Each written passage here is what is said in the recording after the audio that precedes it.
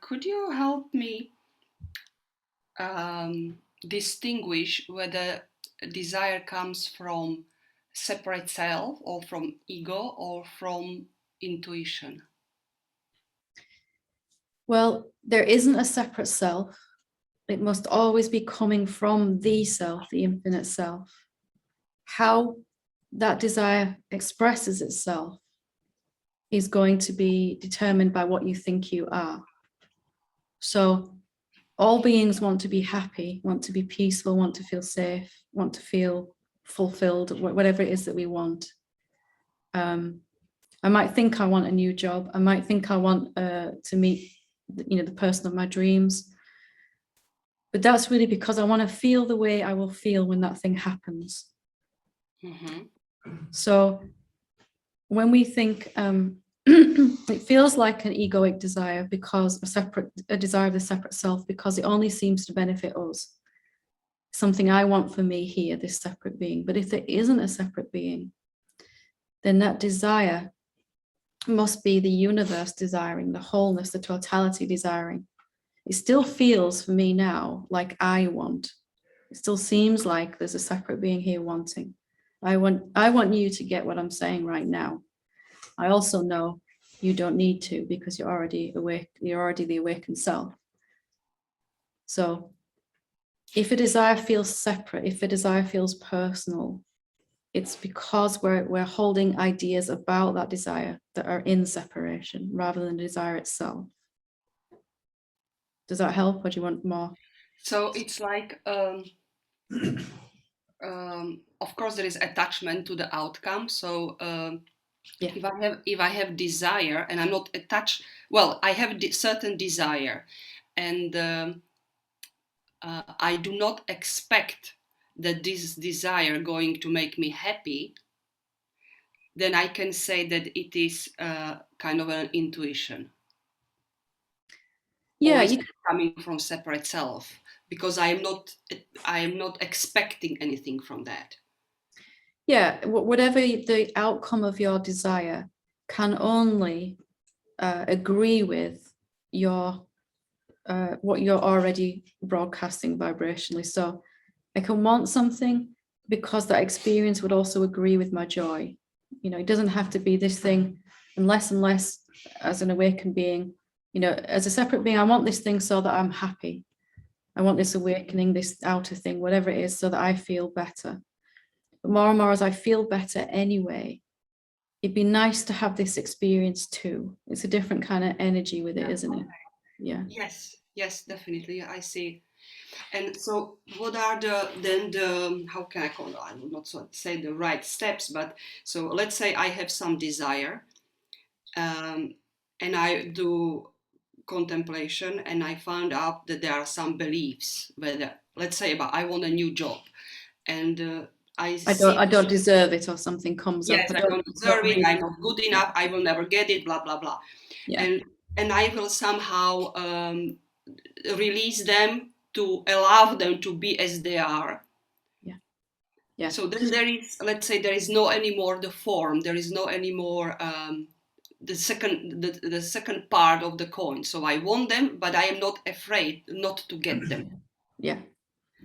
Yeah. So whatever beliefs we're holding about the desire are holding it in a kind of static half manifestation. It's manifested in my thoughts and my emotions, but it isn't showing up physically, because I'm also sending out this opposing energy. I want this, but I can't have it, or I don't deserve it, or it won't happen anyway, whatever reason we're putting on the end of that. So just releasing those beliefs that are counterbalancing, it has to show up. But it might not show up in the way that you think. It's important to recognize, in this example, you might think you want a new job, but what you really want is to feel the way you feel in that new job. So if you trace your desires back to always how you want to feel, then life can give you all the ways that can happen, including a new job. Yeah. Does Okay, that so help? that automatically I am dropping because, or I am eliminating the feeling I want a new job because it will make me happy, which means we know that this will not make me happy, or it will, but for only for a short time. But if there will come a thought that I want a new job to to help more people, for example, or to provide for my family needs or whatever, Yeah. it could come from in a different way. Yeah. Like if I want more money, it's no longer to make me feel safer or more secure or to give me more freedom. It's because I can do more to help with that, you know. So the reasons for wanting change, but the desires might still be there.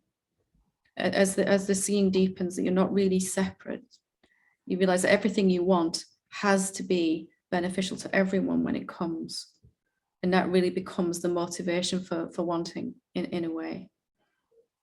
So clarify the emotion behind the want, desire. Yes.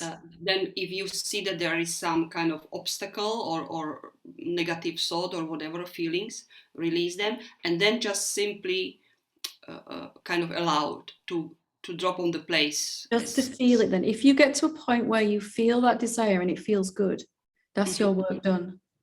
And the better it feels, the faster it will show up. If you just get to a point where it doesn't hurt to want that thing anymore, that's your work done as an awakened being. It's got to show up then in some way, in all the ways it can. What do you mean it doesn't hurt anymore? How do you mean that?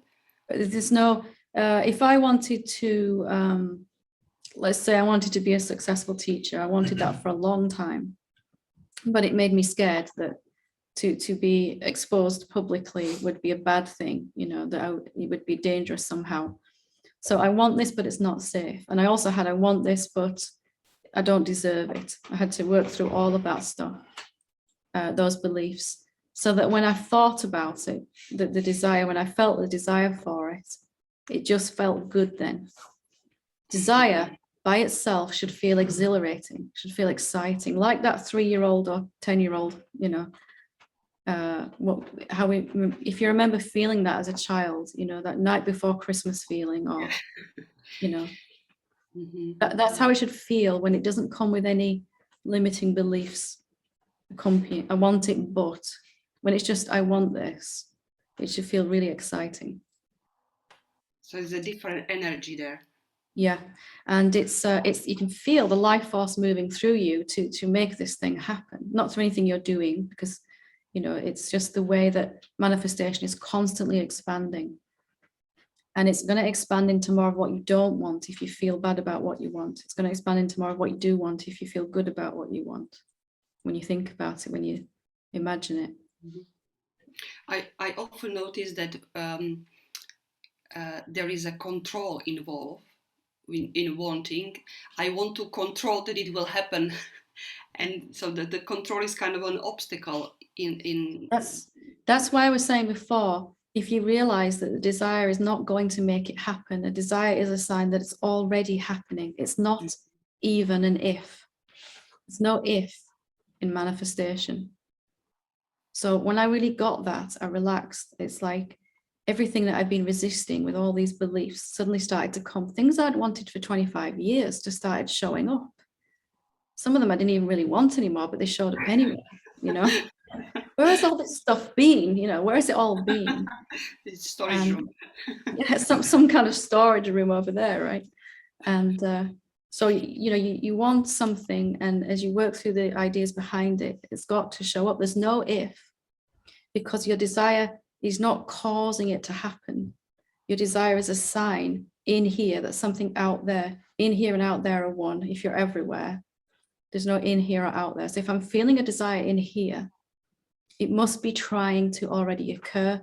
I've only got to look at where I'm stopping that from happening by sending out some other contrary signal to that. I really don't deserve it, or it can't happen anyway. I see often that the fear occur because when I want something, well, it's like I see that this body wants something, and somehow I kind of stop manifestation because I think that if I will want it, I will be more pulled into the person, into the separate self. So just reminding yourself, if there never was a separate being, then this desire I feel right now must be the universe wanting something, and looking at what is it I actually want. Do I want a cup of tea, or do I want the nice calm feeling that comes when I sit down and have a cup of tea?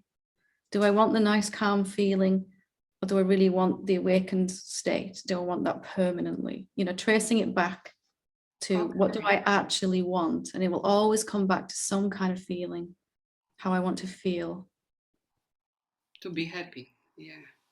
Pretty much, we're quite simple beings, really, aren't we? All of us. We only want to be happy, to be loved, to be safe, to be free.